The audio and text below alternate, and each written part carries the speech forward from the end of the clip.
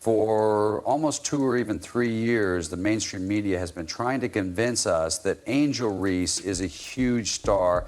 Angel Reese crowned herself the face of the WNBA. So how did she not even sniff the top 10 in the All-Star voting, shooting 30? The greatest myth in the WNBA dump has officially been exposed. It's statistically one of the worst, and 9% from the field may be related. The WNBA All-Star voting is starting to take place in Indianapolis, of course, and as you can imagine, Caitlyn Clark is leading the All-Star vote based on the large turnout. However, Caitlyn Clark wasn't just taking part, she was also controlling the polls with over 515,000 votes, leaving Reese in the dust as if she forgot the voting had even begun. If you support Caitlyn and the rest of the Fever, then keep voting for them in this year's All-Star game. I saw someone earlier who said that the voting is actually way up versus exactly where we were at this time last year. And that's where this whole narrative starts to unravel if Reese is the name everyone's talking about. So I'm wondering if we're going to see 1 million votes this time around.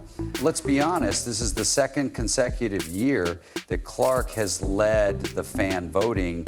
He was second in early returns in 2024, but jumped to first with around 700,000 total votes by the end of the period. Since Angel Reese has been everywhere lately, you can't open a social media app, walk past a bus stop advertisement, or blink during a commercial break without seeing her face. Why are fans pushing back with their votes?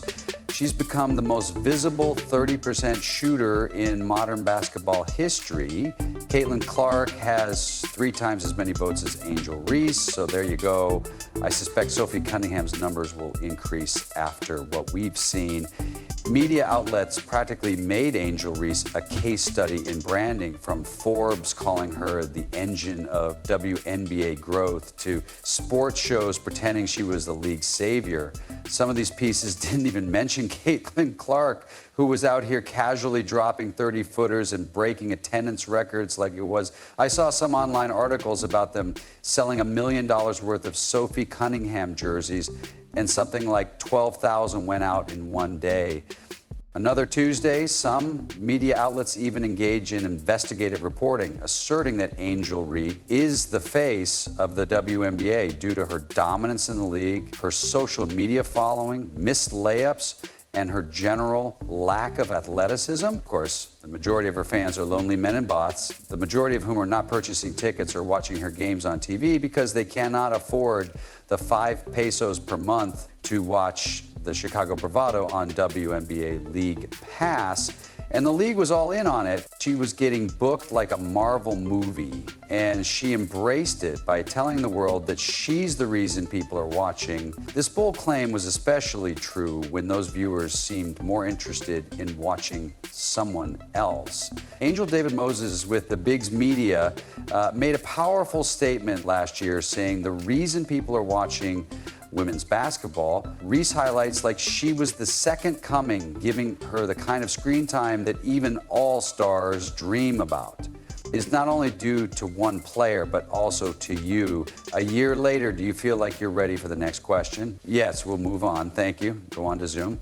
Because despite Reese's talk of legacy, Clark built one Caitlyn Clark, and her numbers weren't just solid, they were superstar level. Fans don't just want charisma, they want results. And when it came time to vote, the fans let the statistics speak for themselves. Clark shot to the top of the polls, and Reese barely made it into the conversation. Surprise! That's a reality check. I keep hearing about a supposed second most popular player in the league who doesn't appear to be the second most popular at all. In fact, I've been promoting a rookie who is playing better than Angel Reese Kiki Iriafen, and basketball fans are showing up and voting for her ahead of Angel, who is currently not in the top 10.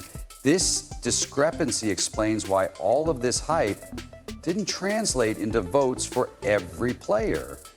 There is a difference between being popular and having an impact, and the fans noticed that Caitlyn Clark was out there putting up box scores that demanded respect, while Reese was trending for tweets. Forbes says that Caitlyn Clark is not responsible for bringing this turd into the mainstream. Rather, it is the women who elevated the WNBA and Angel Reese, the anonymous face of Las Vegas. And even Forbes, in all its journalistic wisdom, crowned Reese as a key figure in the league's explosion while conveniently excluding Clark. That kind of narrative building doesn't hold up when the fans are writing the next chapter. When all was said and done, Caitlyn's name was at the top of the ballot, not because of hype, but because of her performance, which is enough to tell you where Angel Reese is, 13th place, and I can tell you right now that Jonquel Jones should be ahead of her. This goes beyond basketball. It's a litmus test for trust, and fans don't want to be told who they should like. They want to make their own decisions. When it came time for fans to cast their ballots, they passed Angel Reese, who is, in my opinion, the most incompetent basketball player in basketball history. Let's look at the numbers, because this isn't just a popularity contest, it's about performance. Reese may be grabbing rebounds, but when you look at the all-star ballot, they made it clear that he didn't make the top 10, not even close. Take a 30-second shot. There is no way that Angel can match Caitlyn Clark as a shooter or a passer, and there is no way that Angel can live up to her dynamic social media / podcast presence as a shooter, passer, or even a shot blocker. She has only blocked 2 shots this season and doesn't even play the 4-point game. 9% from the field makes it difficult to convince people that you're elite, especially as a post player where those shots are supposed to be automatic. Missing layups isn't exactly all-star behavior. Though her fans point to her rebounding numbers, a closer look shows that many of those are what people are calling me bounds, rebounds, off her own misses. Efficiency still matters in this league. She has energy and attitude, and she will rebound you the basketball great. Let's not forget that Caitlyn Clark wasn't even on the floor. It was Reese's moment, and she put up a dud. It's not what gets votes. That's what gets memes. She's self-aware enough to know that she's not a very good basketball player, but in 2025, teams want players who can score, pass, defend, and make free throws when it counts. If all you can do is rebound and have a swagger, you won't make the cut, especially when rookies and veterans are putting up double-doubles without the need for a camera crew, and they keep talking about a good game rather than actually playing one. This is fan voting, so it's literally a vote for who. Fans of Angel Reese, you aren't fans of her, you don't think she's most worthy, you don't think she's a star in this league. Let's also talk about fan connection. Caitlyn Clark didn't beg for a crown, she earned it. She's relatable, she's calm under pressure, and she delivers when it counts and arenas into her personal stage. Angel Reese is still practicing loud confidence with low percentages.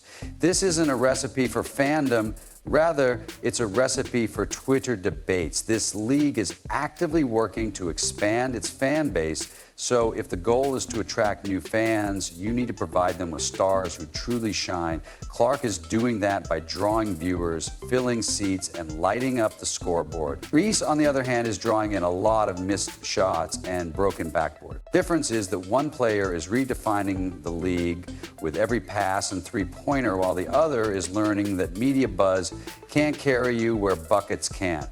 Not only is the self-proclaimed Barbie not in the lead, but Angel Reese isn't even close to making the top 10 because she's still looking for her shot and apparently her fan base. When you compare Angel Reese to some of the WNBA's most versatile forwards, you'll see that Aaliyah Boston isn't just a rebounding machine. She's a two-way threat who scores points and shuts down opponents. Fans rewarded this entire package with roughly 447,000 votes. Kiki Erie, on the other hand, is putting up double-doubles like it's her day job and garnering over 213,000 votes. What distinguishes these players isn't just one exceptional skill, rather they touch every area of the stat sheet. Even if you focus on Reese's strengths, it's impossible to ignore the obvious weaknesses. Sure, she hustles under the basket and fights for position like her lunch money is on the line, but rebounding alone doesn't build a complete player.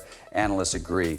And the WNBA is a league full of unknowns. Fans are excited to vote for 7, 8, and 9 on the list. Kelsey Mitchell, Sabrina Ann Scuo, Lexington Hall, and Kiki Arifin, Kelsey the Plumber, and Satu Sabali.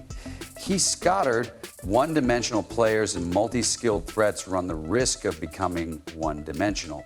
Reese's stat line shows a player who hasn't yet found balance.